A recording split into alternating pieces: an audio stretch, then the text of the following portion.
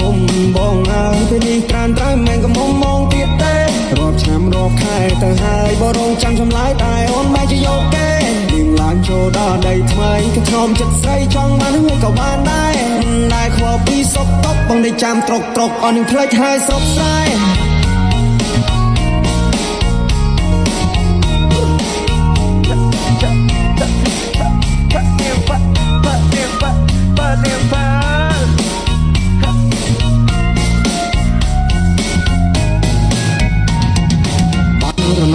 ណផ្លូវឆ្ងាយពីស្រីអូន good luck អូរណពេលនេះដាច់វាដូចតែកងតាអូរណបងកូនអ្នកស្រែគ្នាតែយូរសាក់